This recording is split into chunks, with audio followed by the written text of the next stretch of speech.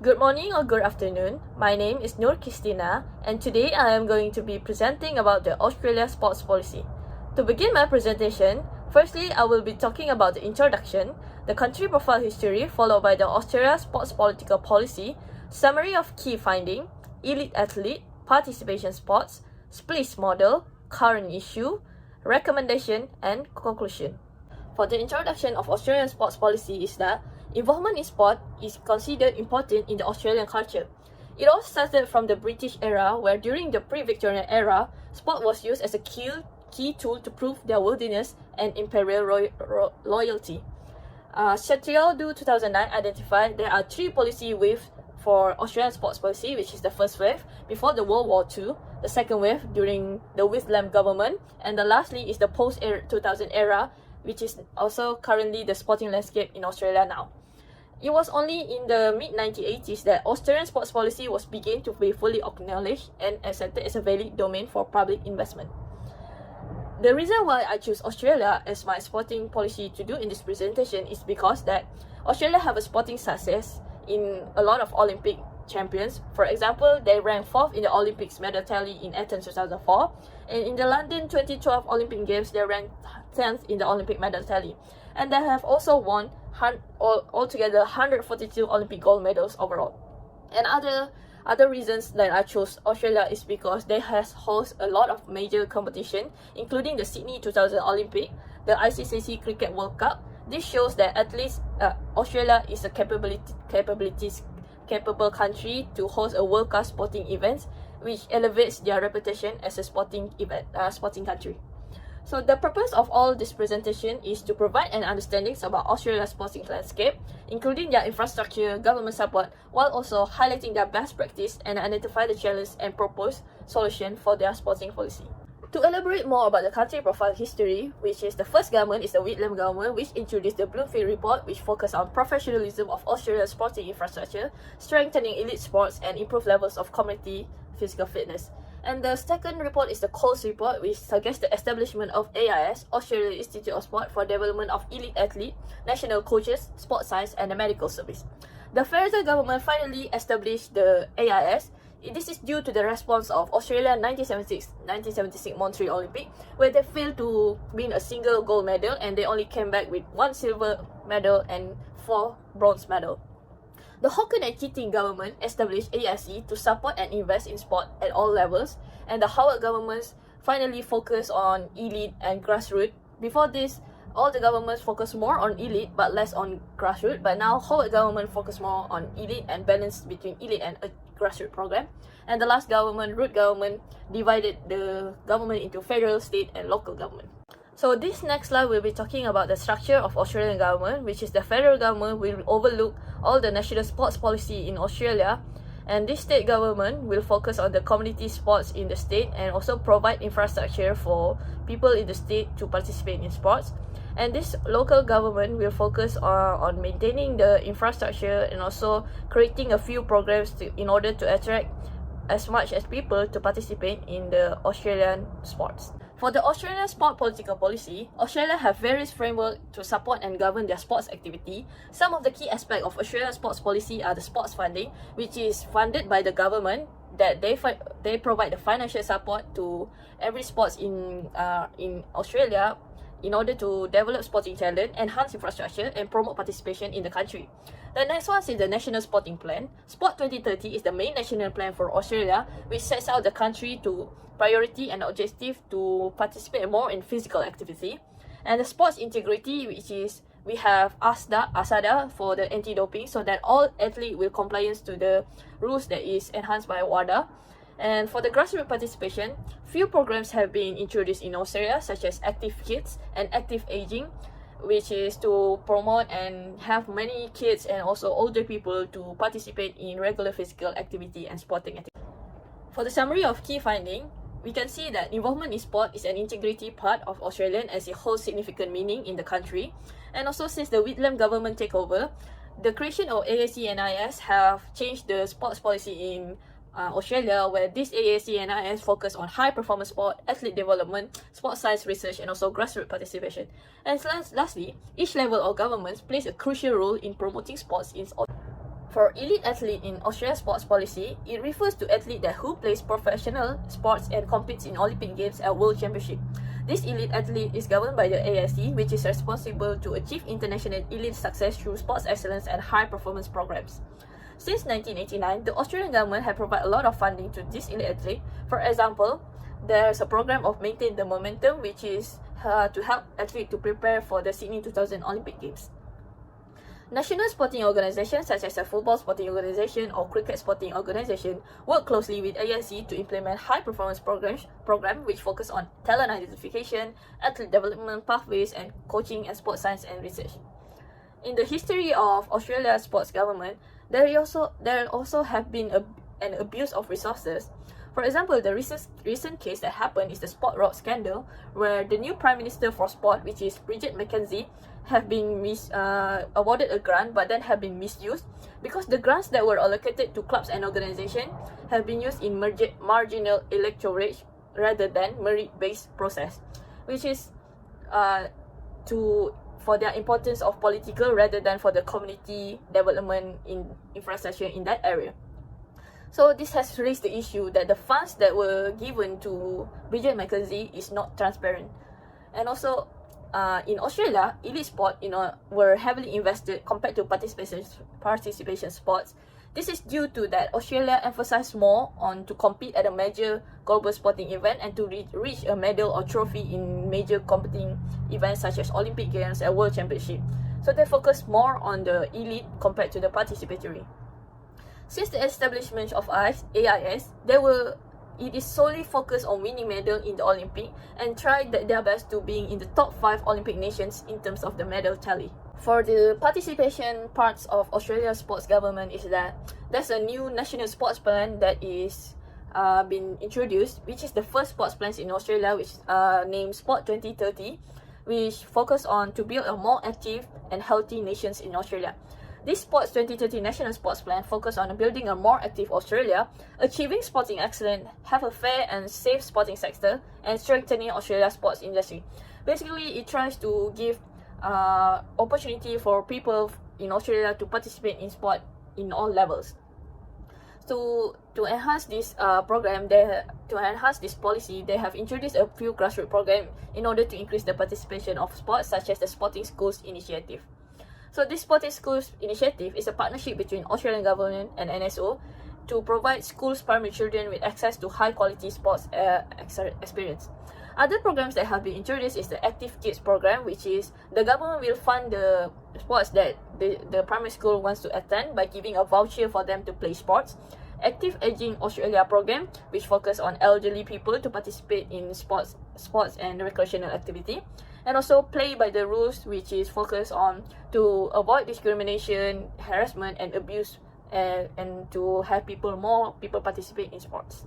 This next slide is about the SPLIS model, which is a theoretical framework for sports policy factors leading to international success. It is used by all countries for their sport policy in order to reach international success. This model analyzes and understands the factors that contribute to a country's success in international sports. In this SPLIS model, there is a 9 pillars that need to be followed by country in order to achieve international sporting success. In Australia, I will try to elaborate all these 9 pillars. For the first pillar is the financial support. As we know, in Australia, government is funding all of the sports in Australia. Annually, in Australia, 1.3 billion Australian dollar have been spent and directed towards community participation, high-performance athletes, sports infrastructure, hosting major events, and cultivating a strong sports industry. For the pillar 2 is about the governance, management, and culture.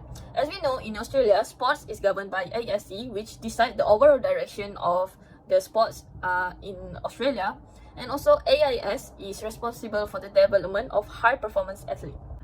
For Pillar 3 and Pillar 4, Pillar 3 focus on foundation and participation among elite, pre-elite, and participation.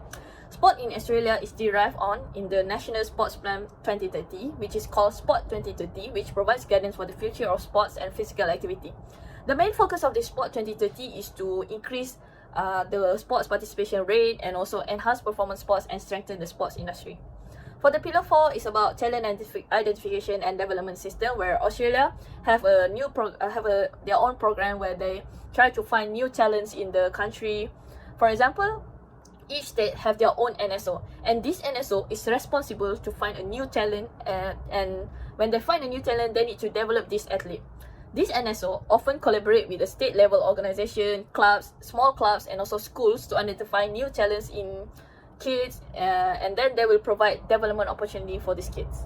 For Pillar 5 is about athlete welfare and support. In Australia, there's one organization that responsible for this, which is the Athlete Wellbeing and Engagement, which is AWA program, which is designed to cater individual needs of athletes and their holistic development beyond their sporting career. And for Pillar 6 is about training facility. In Australia, they have a lot of quality training facility. One to be known is the ACT, which is Academy of Sport, which is based in Canberra. It's the official Endos Training Centre which provide high performance service and support to elite and development athletes. And for Pillar 7 is the coaching. Australia has a structured coaching accreditation systems that provide coaches with the necessary knowledge and skills to effectively train athletes at different levels. One of the programs is the National High Performance Coach Development Strategy, where they retain high performance coach and try to enhance their skills by going to few various programs so that this national coach can be better to educate their athletes. For Pillar 8 is about the international competition. As we know, Australia have competed in a lot of competition, and also they have hosted a lot of competition. Some of the most popular competition that have been hosted by Australia is the Australian Open, which is a tennis competition, Santos Tour Down Under for cycling, Formula 1 Rolex Australian for Formula 1, and also World Surfing Championships. So for Pillar 9 is the scientific research. Sports science, medical service and research are readily available in Australia. AIS is the main organization that is focused on this scientific research, where they provide a lot of sports science support, medical services, and research in Australia. Recently, AIS has announced a Professor Clay Miaha from Griffith University to lead the research on optimizing performance in female athletes to understand more about the female athletic performance compared to men. That is one example of the sports science research that has been done by AIS. The next slide is about the current issue that has been facing in the Australia sports policy. Currently, Australia lacks a comprehensive and coordinated national plan to address the identification, design, funding, construction, and maintenance of high-performance sports. The Sport 2030 National Sports Plan focuses on building healthy and active Australians, but there's no clear rules on about funding that need to be given to ASC or NSO to develop an infrastructure. In a journal, it is quoted that Australian government funding for sports facility has been ad hoc and not based on a strategic assessment of competing community needs. It just means that if the community doesn't have a demand to have an infrastructure, the funding will be not given by the government. So there will be no community infrastructure in that area. Another problem that has been facing in Australia is that ASC is much focused on Canberra, and it less focused on other different regions, which has caused inadequate infrastructure development, and also people from different regions have uneven distribution of funding, and also they miss opportunities for elite sport development in different regions. So new data have been gathered from Ausplay showing that Canberra has the most active community, with more than 93% people aged 15 and above have participated in sport. Other issues that has been happening in Australia's sports policy is that, according to Lonsdale 2021, Aussie kids were ranked the worst, which is they ranked 140 out of 146 countries as the least active kids in the world. And also, a 2018 physical activity report card study gave Aussie kids a D- for overall physical activity level. Although Active Kids policy has been in place to promote participation in sports among children by giving voucher for them so that they can participate sport for free, but then it is only usable for children that use the voucher, but parents from social disadvantaged group doesn't know about this program, and also some of them just didn't bother to use the voucher. Based on the current issue that has been happening in Australian sports policy, there are some recommendations that can be made. For example, the issue of funding is that the Australian government should have a coordinated comprehensive national plan that involves collaboration between federal and state government, as well as on how to fund other parts of the different region of the Australia. This is to ensure equitable distribution and adequate capacity for development for all the regions in Australia. And also, people and organizations play different roles, and they are all crucial to the success of sport development. The vital elements to ensure successful implementation of sport development is to have a clear, feasible and well-communicated strategic planning developed by federal government together with state and local government. As a conclusion is just to have an open communication between federal, state and local government on how to achieve a success and have a same mission and goals to achieve success in national sporting organization. The last point is to tackle the issue of family from social disadvantaged group who didn't engage in the voucher program. It is therefore critical that the implementation of voucher programs is more focused on the social disadvantaged groups. This is in order to reduce the gap between the least and most socio-economically disadvantaged areas. As for the conclusion, this presentation has been talking about the multifaceted landscape of Australia's sporting policy, from the historical roots sports in Australia, the waves of policy, development, and the current challenge that is faced by the Australian sporting sector. Sports policy in Australia has come a long way from before the World War II, where sport is a low priority, and now Australia is one of the most powerful countries in sports. The next is since the establishment of AIS and ASC, it is the key role that makes Australia a success nation in sports history today. National Sports Organisation (NSO), together with the state and local governments, are the backbone of the Australian sports system, which is they are very crucial to promote participation and identify new talents in Australia. Lastly, to have a clear funding plan for each level of governments in Australia would clearly help in development Australia as a sporting nation in the future. Thank you. That's all for my parts of the Australian sports policy. And now moving on to the reflection. For my reflection is that, as a reflection, I have improved myself from my previous presentation, which is that I have provided a solid justification of why I want to present about Australia and why it is my chosen sporting nation. And also, I have provided a clear justification and purpose of my presentation of why am I doing Australian as a country, which is I want to provide more understanding to the audience about the sports policy in Australia. And other than that, I have also offered a valuable recommendation to address the current trends an issue that is happening in Australia sporting policy. And also in this presentation, I have also highlighted a lot more academic reference compared to before to strengthen the credibility of my presentation. Furthermore, I have also talked about the elite sports participation and also participatory sports participation in Australia. And lastly, I have added a theoretical framework in this presentation, which is the SPLIS model theoretical framework and related to the Australian sporting policy.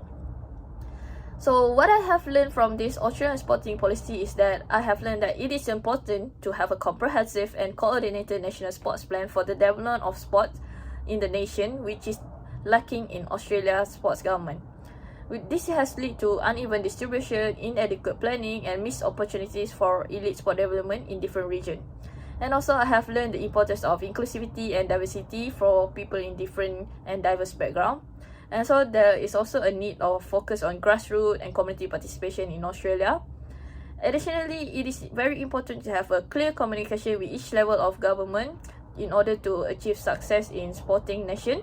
Overall, studying Australia's sporting policy has provided me with a deeper understanding of the complexities, challenges, and potential solutions of sports governance and development. That's all for the Australian sports policy. Thank you for listening.